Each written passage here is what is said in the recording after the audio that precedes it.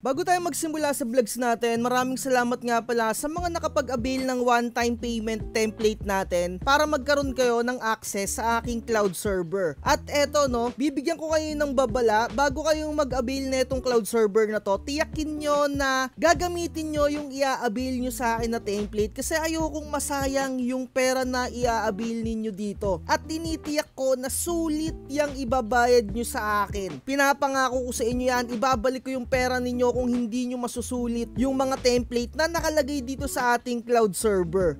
May nag-comment nga sa atin dito sa ating YouTube channel 10 days ago. Shoutout natin si Cookie Zoro. Sabi niya dito, 8050 user daw siya ng Epson printer. And eto sinasabi niya dito, I decided to use original ink and ginagamit nga daw niya para sa photo booth. Within a month, naka-ROI na siya. When it comes sa picture printing, sobra talagang the best and ang ganda talaga ng output. It has been a key factor din talaga kaya daw nakakahatak siya ng customers. And mga tropa, magbibigay lang tayo ng details dito tungkol nga sa Epson 8050 or sa mga printer na gagamitin nyo, kung ano ba talagang ink yung gagamitin ninyo. Unang-una, syempre magdi-decide muna kayo kung saan nyo gagamitin yung printer nyo. Kung into photo booth ka talaga, syempre I highly suggest 100% use original ink para ma-achieve mo yung color management kung ano talagang 100% na ibinibigay nung printer na gagamitin mo. At para hindi ka na mahirapan pa talaga sa mga kulay-kulay na hindi mo ma-achieve yung mga gray colors, diba? Kasi may mga greenish issue talaga kung gagamit ka ng pigment ink. At talagang sobrang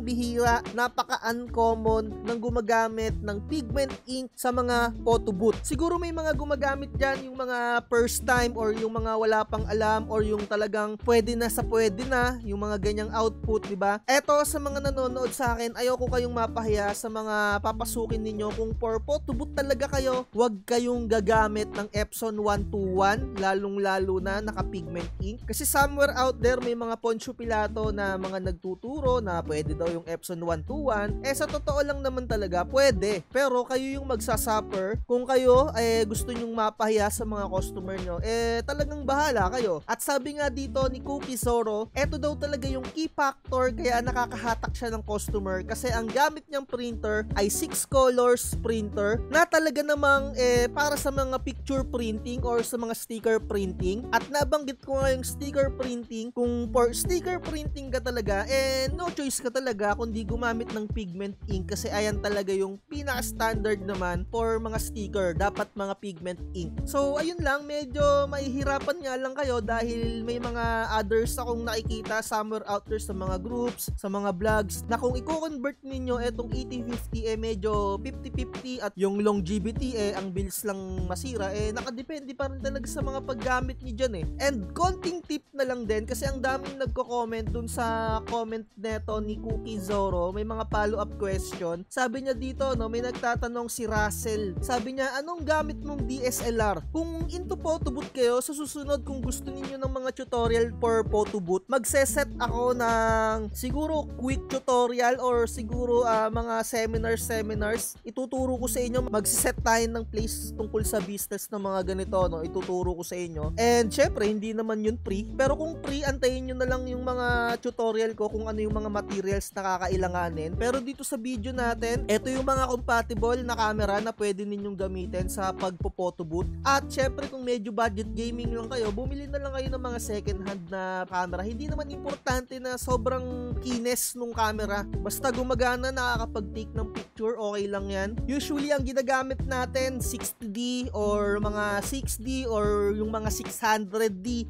na medyo budget gamings pa lang na makakabili ka around 8,000 na mga ganyan yung 600D. Minsan may mga nakikita din ako gumagamit neto yung mga 1000D and yung mga 1100D. Ito yung medyo mga budget gaming. Kagaya na itong 600D, 650D and yung mga 700D na Canon. Mas maganda talaga na Canon yung gagamitin ninyo into photo booth. So isiningit ko lang yon dito sa ating content na to. Eto, basahin pa natin dito. Best decision. Sayang lang yung ganda ng output ng 8050 kung hindi original ink yung gagamitin, especially kung papalitan ng pigment, masisira yung timpla ng kulay. So ayun nga, nakadepende kasi talaga yan kung saan mo siya gagamitin, kung stickers, pigment, kung photo booth kagaya neto, or kung mga photo studio, syempre original yung gamitin mo. Lahat nakadepende kung saan mo gagamitin yung printer mo. And eto mga tropa, no, dye ink ako for Rush ID, kaso may worries ako baka madaling mag-fade. Eto mga tropa, etong sa Epson 8050, kung original ink yung gagamitin mo, syempre medyo may kamahalan na yung ink niyan, and syempre yung longevity ng ink na yan,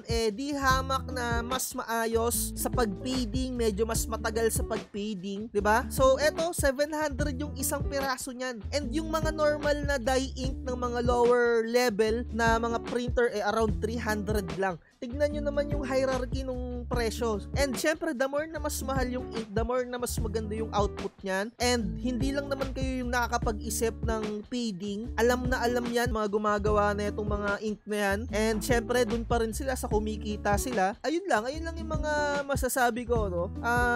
Lahat nakadepende. At price check natin dito sa online. Yung presyo ngayon ng Epson 8050, around 16,700 na sa mismong Epson. Medyo tumataas sa online. Tignan nyo kung merong mga mas mura dyan sa physical store, pero ang usually kasi na presyo nyan around 15,985 lang, 'di ba? Kung original ink lang yung gagamitin ninyo, whichever comes first, 2 years warranty or 50,000 pages. Kung lagpas 2 years na, kahit hindi pa nakaka 50,000, wala na kayong mga warranty. So ayun, sana natutunan ninyo. Sa mga susunod, siguro antayin nyo kasi tinatamad ako ng mga long video na editing, kaya hindi ako makapagturo kung ano yung mga materials ng pang photo booth. At nagpo-photo booth din tayo mga tropa, no? May mga materials din tayo dito, isiset na lang natin. Pag sinipag tayo, iba-vlogs natin para makapag-start din kayo ng mga photo booth na business. At talagang okay naman, wag lang kayong magpapalugi sa mga presyuhan. Usually mga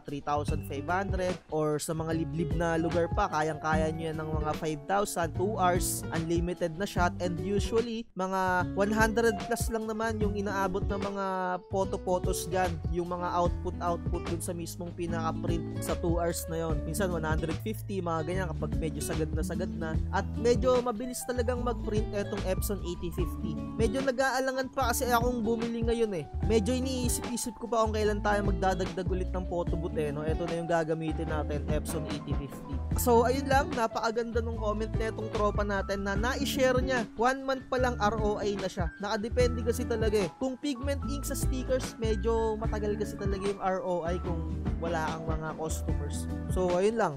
Pag-isipan nyo palagi kung saan kayo susugal na larangan sa printing. Napakalawak ng printing business. Hindi lang siya basta-basta print ng mga documents. At lagi kong sinasabi, alamin nyo yung mga tunay na presyo para hindi kayo nauuto kung saan kayo bibili ng printer na ganyan, na Epson 8050. So, message lang kayo kung gusto nyo mag-avail ng templates for photo booths sa mga application na ginagamit pang photo booth. Meron tayo niyan, message lang tayo. At lagi ko sinasabi, huwag magpapauto. Like, share, and subscribe. Bye-bye.